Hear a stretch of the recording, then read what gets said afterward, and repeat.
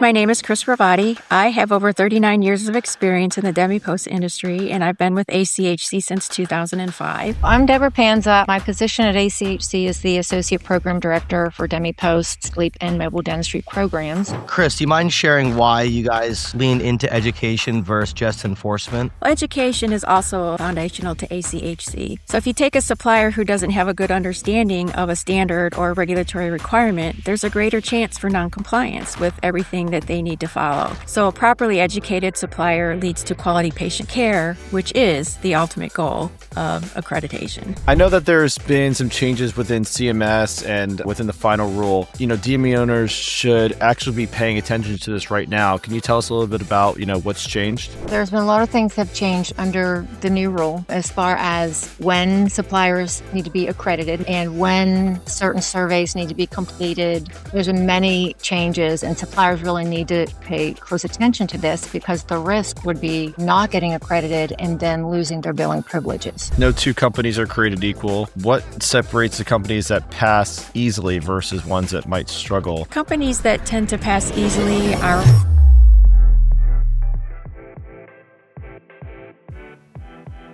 Okay, we are live on the #1 DME podcast in the country. Claim to fame. We have two very special guests today. We have Kris Rivotti and Deborah Panza from ACHC. Welcome to the show, everyone. Thank you. Thank you. Welcome, Kris. Welcome, Deborah. Happy to have you. Glad to be here. Thanks.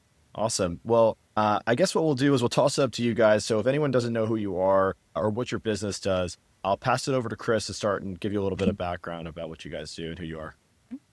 As Alex said, my name is Kris Rivotti. I have over 39 years of experience in the DMEPOS industry, and I've been with ACHC since 2005. I worked several years as a contract survey, and I've been there almost 15 years as a full-time employee. Currently, I'm the clinical compliance educator for DMEPOS, which allows me to conduct training of surveyors. I aid with oversight of survey operations, regulatory compliance, and I also provide comprehensive education to industry stakeholders about ACHC related to accreditation, regulatory compliance, and all of that information too. We keep everybody updated on what's going on in the accreditation world. So I'm Deborah Panza. My position at ACHC is the Associate Program Director for DMEPOS Sleep and Mobile Dentistry Programs.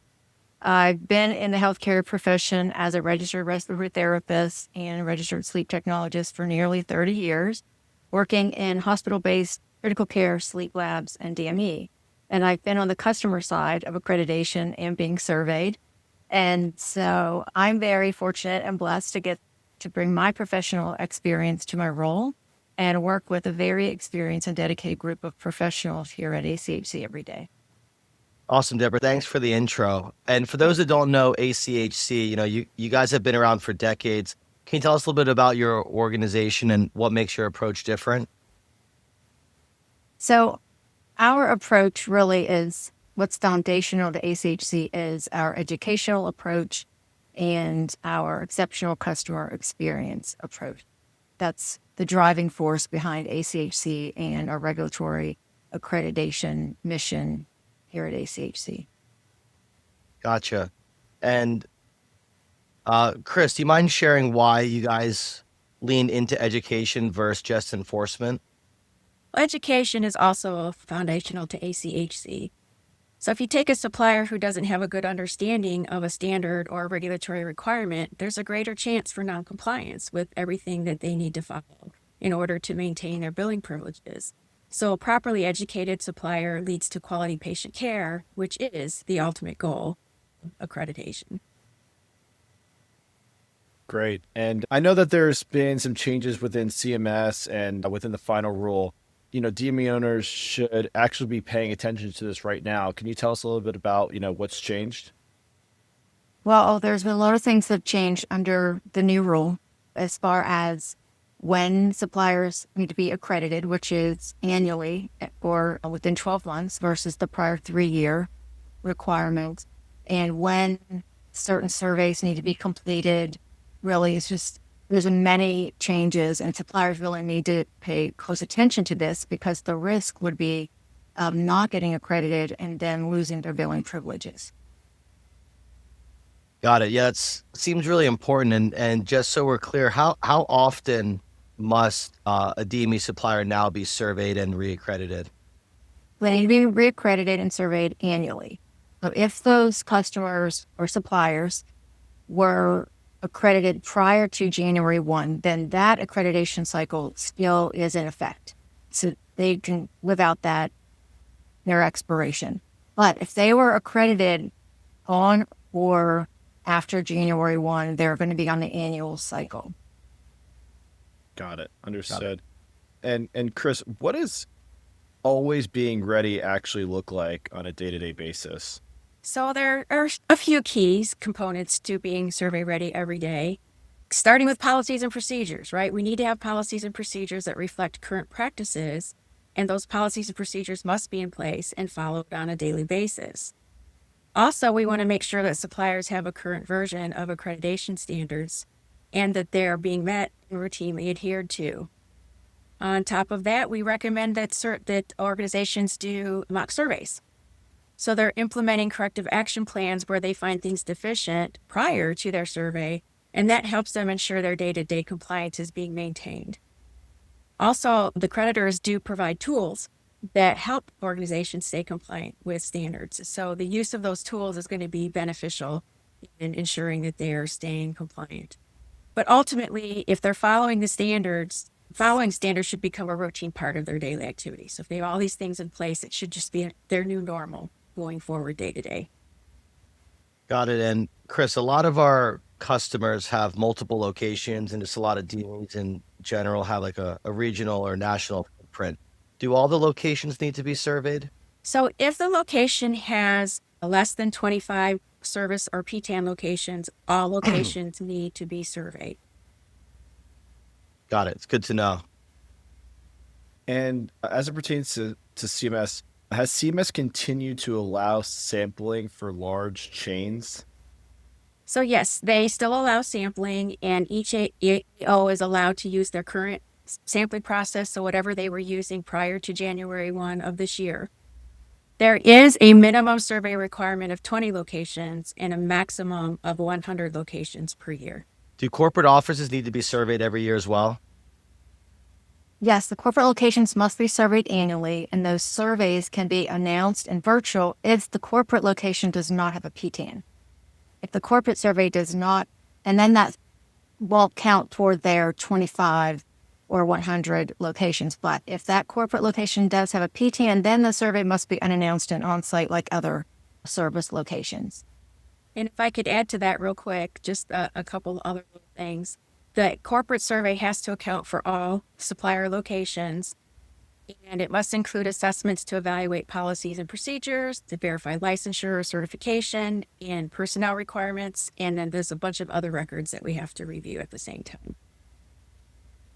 And what are the new requirements regarding like patient records? The AOs must examine a supplier's patient records, and a minimum of 5 patient records must be reviewed. Those records cannot include mock files, fictional patient records, simulated documentation, or templates. They must be of a supplier's own patient, not those of another supplier or branch. They have to be actual patients receiving covered products and services from that supplier location. If they are not enrolled in Medicare, then they can use non-Medicare patient files for initial accreditation surveys. But if they are Medicare patients, then they must be Medicare patients that those files are reviewed. So if they're using non-Medicare patients, they can use other types of payers like Medicaid, other private insurances for those records. But it's important for suppliers to run a list of Medicare patients for which their claims have been submitted and identify the number of Medicare patients they have. If they determine that they don't have 5 Medicare patients, then they should let the AOs know so they can contact CMS for an exception. But if CMS checks this out and they indicate that they have had more than 5 claims or 5 claims, then that supplier is going to have 5 files reviewed, and they will have to complete that survey. Suppliers can audit their records prior to, and then determine if there's any documentation that's missing, such as medical necessity documentation or payer documentation requirements. That's beneficial. But yeah, that's pretty much what's necessary on the 5 patient record review currently. And another important thing to state is that if a surveyor shows up and they're not able to review 5 patient files or 5 Medicare patient files, we're unable to complete their survey until that record review is done. So they're going to delay getting their survey results until we're able to complete that 5 patient file review. Got it. Good to know. Just shifting gears a little bit, in DME in general, companies change hands. There's a lot of companies that do mergers and acquisitions, and also people eventually, exit out and maybe leave the industry, and someone else takes it over. What can be expected if an organization is undergoing change in ownership? So, as always, you have to notify your accreditor and the NPE within 30 days of your effective date of any change in ownership. So the final rule now indicates that accreditation does not automatically transfer after a merger, acquisition, or sale. So a new survey is required and a new accreditation is required for any changes in majority ownership. But on top of that, if you're doing a change in majority ownership within 36 months after either your initial Medicare enrollment or the most recent change in majority ownership, they must now receive a new PTAN number. They have to enroll as a new DMEPOS provider and obtain a new PTAN number. So also, if they're changing their tax ID number, they have to be resurveyed and obtain a new supplier number. And we know with the current moratorium on Medicare enrollment, this can cause a roadblock for many people. Right. And if suppliers wanted to, can suppliers still add a branch and receive like a temporary accreditation before a survey? No, CMS removed that provision. A survey Got it. must be conducted and accreditation granted. So remember again that the survey or the supplier needs to have completed that survey and be accredited prior to getting accreditation for that new branch. Got it. And are there other types of surveys a supplier might receive? Yes, outside of your initial renewal surveys, surveys must now be conducted when there's a change of location, obviously change of ownership, as we just discussed. If they're adding a certain product code or changing a service or adding a service, also is needed to investigate complaints. And if CMS indicates that or directs us to conduct a survey, then we have to go out and do a survey. Got it. And where do most companies fail when the surveyors show up? Well, we can go many places with this one, right, Deborah? Not being prepared for the surveyor. I mean, there's many instances. To state some examples, if they don't have a proper personnel available, if they have not open, so the surveyor shows up, what their posted business hours are, no one's there upon arrival, not maintaining complete personnel and patient records. The records aren't accessible. Maybe the person who has access to these documents are off that day, and then no one else has access to these records. That's not going to assist the surveyor. So they should have a plan B or a backup plan. So if that person who has that access isn't going to be there, someone else will have it for the surveyor. Their licenses, if they don't have their licenses current or they're not, posted, surveyors will look at those licenses. So they need to be updated and current. If they are not keeping up with their documenting of their equipment and their maintenance or patients' receipt of their product and services, the staff training, competency assessments, all these things are what surveyors are looking for evidence.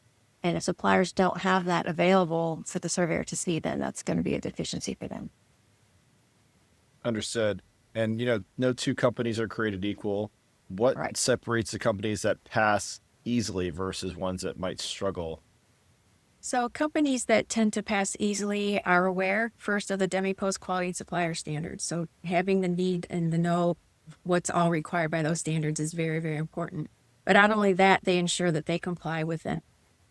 They also have appropriate staff available and are open during posted hours operation. We have a lot of surveyors who show up and the companies just aren't open during their posted hours of operation, or the appropriate staff to be able to handle the patients when they come in are not there, and that can cause a problem. They're also prepared in advance of a survey. So again, this includes having more than one person responsible for carrying out activities required during a survey, right? Because we're unannounced, all our surveys are unannounced. So the they have to be able to get through their survey on a particular day that the surveyor shows up. Again, ensuring that the licenses are up to date and placed in PAYCOS. They have to be updated and current in PAYCOS as well. But they have to consider also the states that they're shipping into and whether a license is needed in that state to ensure that they are meeting licensure requirements. Another key factor is that they apply early enough for their survey. So we have enough time to complete the entire survey process, all the way through the corrective action plan and getting that approved. But some of the things we mentioned earlier, their policies and procedures are in place. They're being followed. They do their mock surveys to make sure that all their files and all their documentation is up to date. Surveyors need to see evidence of all of this. So properly prepared suppliers have evidence ready available during the survey. Shouldn't be something they have to go searching for, spending a lot of time finding the day of the survey. Got it. All really good stuff, Kris. And, there's been a lot of changes this year. Do you two think this is the start of a more frequent oversight across healthcare in general? Well, CMS Health Final Rule clearly states the intent is to rid fraud, waste, and abuse, hence the changes and the additional reporting that AOs are being held accountable to. So we've seen current initiatives toward combating fraud, waste, and abuse. It's not easy to predict what can happen, but time will tell. But I don't think this effort is going away. Right on. Well, I think that's the final question I have. Wayne, did you have anything else? That's all, guys. This was awesome. Thank you so much. I think our listeners will get a lot of value from the insights you guys shared from the accreditation world. Really appreciate you guys joining. If anyone wants to reach out to either of you or find out more about what you or your business does, what's the best way for someone to contact you? They can contact us right on our achc.org homepage. All right. Easy enough. Perfect. Well, thanks so much for joining, guys. Thank you for having us. Thank you all for having us. We hope we provided some good takeaways for suppliers. Absolutely. Take care. Thank you so much. Bye-bye. Bye-bye.